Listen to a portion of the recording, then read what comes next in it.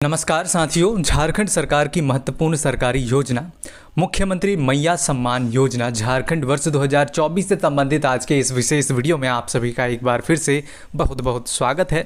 तो साथियों, जो इंतजार लाभार्थियों में थी इस योजना को लेकर आवेदन करने से संबंधित, वो दोस्तों जो इंतजार है साथियों वो अब समाप्त हो चुका है, क्योंकि ऑफिशियली झारखंड सरकार द्वारा मुख्यमंत्री मैया सम्मान योजना के तहत लाभार्थियों का जो आवेदन है वो लिया जाना शुरू कर दिया गया है, जिसमें सभी पंचायत के अंदर दोस्तों कैंप का आयोजन किया गया है। कैंप के अंदर सभी लाभार्थियों का जो आवेदन है वो ली जा रही है, जिसमें पंचायत के अंदर जो पंचायत के VLE है, CSC VLE है, उनको इससे संबंधित जिम्मेदारी दी गई है। डेटा को एंट्री करने का, वेरिफिकेशन की जो जिम्मेदारी है वो पंचायत सचिव को दी गई है, और उसी के साथ जो आंगनवाड़ी सेविका है उन्हें फॉर्म वितरण से लेके फॉर्म की जो डॉक्यूमेंट है जो अटैच हो रहे हैं फॉर्म के साथ, उसे कलेक्शन करने की जिम्मेदारी दी गई है।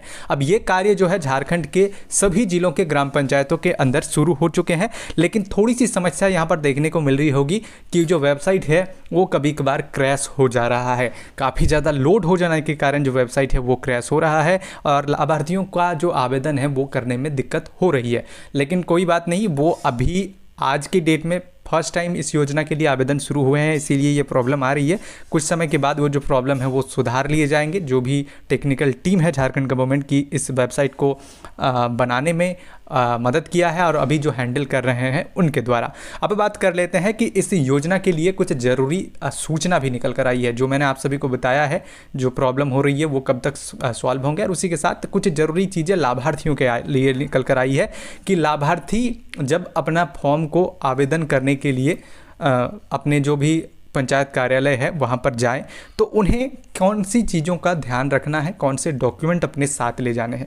यहाँ पर कुछ डॉक्यूमेंट लाभार्थी को जो है ओरिजिनल भी अपने साथ ले जाना होगा, और ये मैं आप लोगों को रिकमेंड करूँगा, क्योंकि वहाँ पर अगर किसी प्रकार की कोई भी दिक्कत होती है तो उस टाइम आप अपने ओरिजिनल डॉक्यूमेंट को वहाँ पर शो कर सकते हैं वेरिफिकेशन के टाइम।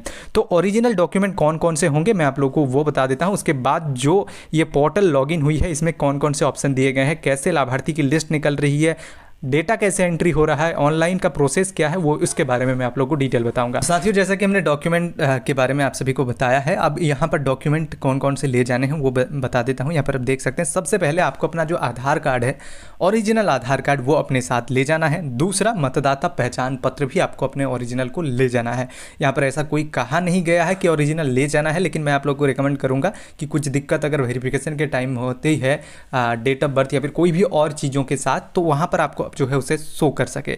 अब बैंक खाता, पासबुक, उसे भी आपको ले जाना है। बैंक खाता उतना ज़रूरी नहीं है, आप तो उसकी जो छाया प्रति है वो वहाँ पर दिए हैं, लेकिन अगर आप चाहें तो उसे भी अपने साथ ले जा सकते हैं। अगर पैन कार्ड है तो उसे भी ले जाएंगे। राशन कार्ड भी आपको ले जाना होगा। अगर आपका नाम वहाँ पर एंट्री होने के बाद नहीं दिखता है तो आपके जो फिजिकल वेरिफिकेशन है वो राशन कार्ड के साथ की जा सकती है। बस यही कुछ चीज़ें हैं जो लाभार्थी को अपने साथ कैरी करना होगा ओरिजिनल। बाकी सारी चीज़ें तो आप फॉर्म के साथ ही ले जाएंगे जब आप फॉर्म अपने आंगनवाड़ी सेविका या फिर खुद अगर आप जमा करने जा रहे हैं तो उसमें अटैच किए होंगे। तो साथियों, जो जरूरी दिशा निर्देश है वो मैंने आप सभी को दिया कि किस तरीके से आपको कौन कौन से डॉक्यूमेंट उसके साथ ले जाने होंगे, ताकि जब अगर ज़रूरत पड़े तो वहाँ पर आप उसे शो कर सके। आप देख सकते हैं ये जो वेबसाइट है वो चालू है, जिसमें लाभार्थियों की आवेदन ली जा रही है, जिसमें यहाँ पर एंटर आधार का जो ऑप्शन दिया गया है इसमें लाभार्थियों की डिटेल एंटर हो रही है।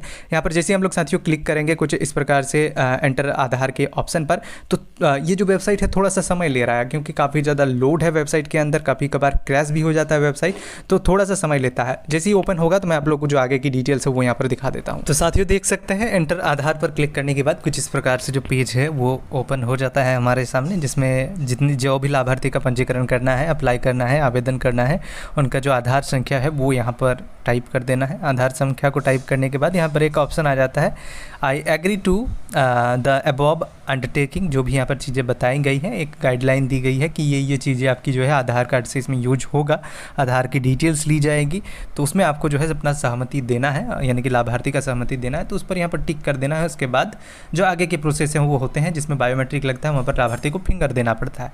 लेकिन अभी हो गया रहा है कि अभी ये ऑप्शन जो है काफ़ी सारे जो CSC VLE है अपने ग्राम पंचायत में आवेदन करना चाह रहे हैं वो नहीं कर पा रहे हैं, जिसमें काफ़ी ज़्यादा उन्हें जो है दिक्कत भी हो रहा है।